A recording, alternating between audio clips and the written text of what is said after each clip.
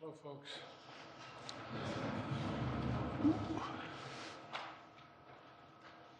Just checking this afternoon. Good afternoon. Before I begin my remarks, I just want to say a few words about what happened yesterday in New York City. The American principle that no one is above the law was reaffirmed. Donald Trump was given every opportunity to defend himself. It was a state case, not a federal case, and it was heard by a jury of 12 citizens, 12 Americans, 12 people like you, like millions of Americans who served on juries. This jury is chosen the same way every jury in America is chosen. It was a process that Donald Trump's attorney was part of. The jury heard 5 weeks of evidence, 5 weeks. And after careful deliberation, the jury reached a unanimous verdict. They found Donald Trump guilty on all 34 felony counts. Now he'll be given the opportunity, as he should, to appeal that decision just like everyone else has that opportunity. That's how the American system of justice works.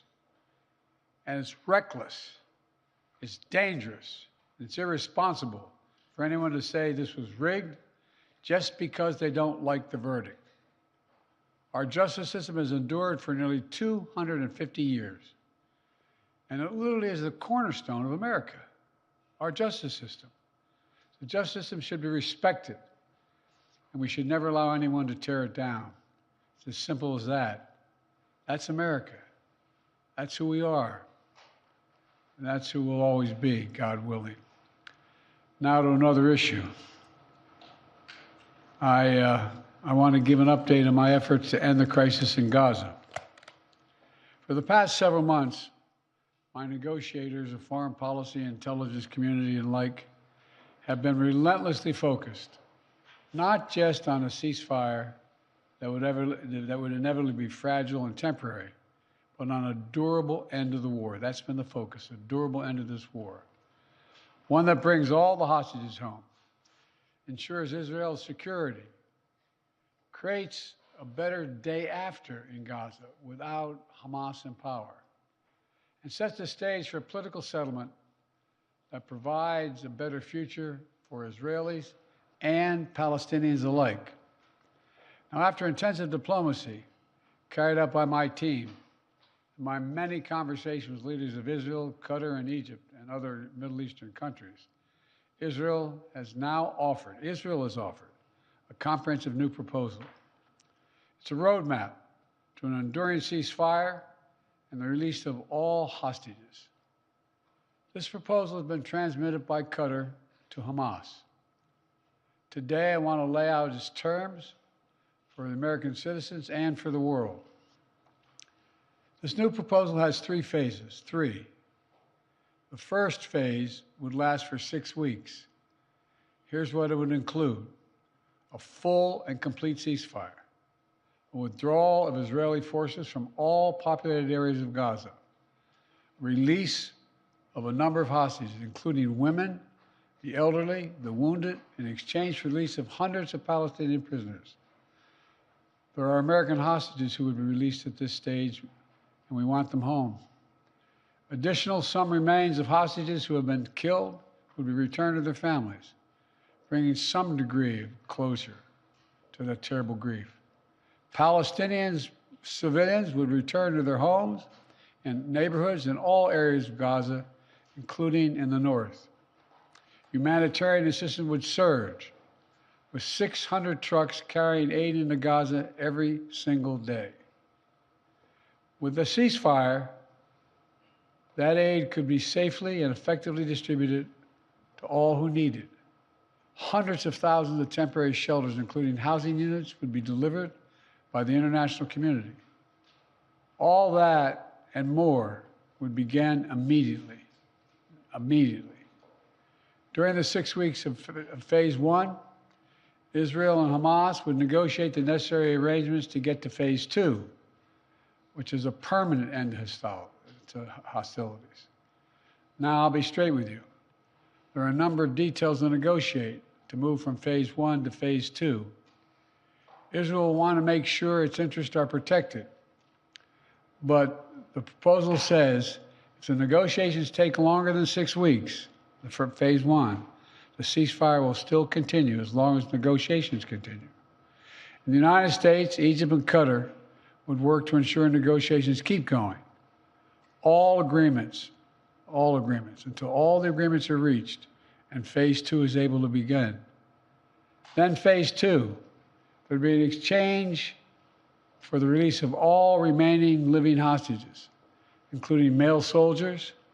Israeli forces would withdraw from Gaza, and as long as Hamas lives up to its commitments, a temporary ceasefire would become, in the words of the Israeli proposal, the cessation of hostilities permanently, end of quote. Cessation of hostilities permanently. Finally, in phase three, a major reconstruction plan for Gaza would commence, and any final remains of hostages who've been killed would be returned to their families. That's the offer that's now on the table, and what we've been asking for. It's what we need. The people of Israel should know they can make this offer without any further risk to their own security because they've devastated Hamas forces over the past 8 months. At this point, Hamas no longer is capable of carrying out another October 7th, which is one of Israel's main objectives in this war, and quite frankly, a righteous one. I know there are those in Israel who will not agree with this plan and will call for the war to continue indefinitely. Some are even in the government coalition. And they've made it clear they want to occupy Gaza, they want to keep fighting for years, and the hostages are not a priority to them. Well, I've urged the leadership in Israel to stand behind this deal, despite whatever pressure comes. And to the people of Israel, let me say this. As someone who's had a lifelong commitment to Israel, as the only American president who's ever gone to Israel in a time of war, as someone who just sent the U.S. forces to directly defend Israel when it was attacked by Iran, I ask you to take a step back and think what will happen if this moment is lost. We can't lose this moment. Indefinite war in pursuit of an unidentified notion of total victory will not bring Israel, will only bog down Israel and Gaza, draining the economic, military, and human resources, and furthering Israel's isolation in the world. That will not bring hostages home. That will not bring an enduring defeat of Hamas. That will not bring Israel lasting security. But a comprehensive approach that starts with this deal will bring hostages home and will lead to more secure Israel. And once a ceasefire and hostage deal is concluded, it unlocks the possibility of a great deal more progress, including calm along Israel's northern border with Lebanon. The United States will help forge a diplomatic resolution, one that ensures Israel's security and allows people to safely return to their homes without fear of being attacked. With the deal, a rebuilding of Gaza will begin. Arab nations and the international community, along with Palestinian and Israeli leaders, to get it done in a manner that does not allow Hamas to rearm. And the United States will work with our partners to rebuild homes, schools, and hospitals in Gaza, to help repair communities that were destroyed in the chaos of war. And with this deal, Israel could become more deeply integrated in the region, including, it's no surprise to you all, including potential historic normalization agreement with Saudi Arabia. Israel could be part of a regional security network to counter the threat posed by Iran. All this progress would make Israel more secure, with Israeli families no longer living in the shadow of a terrorist attack. And all this would create the conditions for a different future, a better future for the Palestinian people. One of self-determination, dignity, security, and freedom. This path is available once the deal is struck, Israel will always have the right to defend itself against the threats to its security and to bring those responsible for October 7th to justice. And the United States will always ensure that Israel has what it needs to defend itself. If Hamas fails to fulfill its commitments under the deal, Israel can resume military operations. But Egypt and Qatar have assured me, and they are continuing to work to ensure that Hamas doesn't do that. The United States will help ensure that Israel lives up to their obligations as well. That's what this deal says. That's what it says. And we'll do our part. This is truly a decisive moment. Israel has made their proposal. Hamas says it wants a ceasefire. This deal is an opportunity to prove whether they really mean it. Hamas needs to take the deal. For months, people all over the world have called for a ceasefire. Now it's time to raise your voices and demand that Hamas come to the table, agrees to this deal, and end this war that they began. Of course, there'll be differences on the specific details that need to be worked out. That's natural. If Hamas comes to negotiate, ready to deal, then Israel negotiations must be given a mandate, the necessary flexibility to close that deal. The past 8 months have marked heartbreaking pain.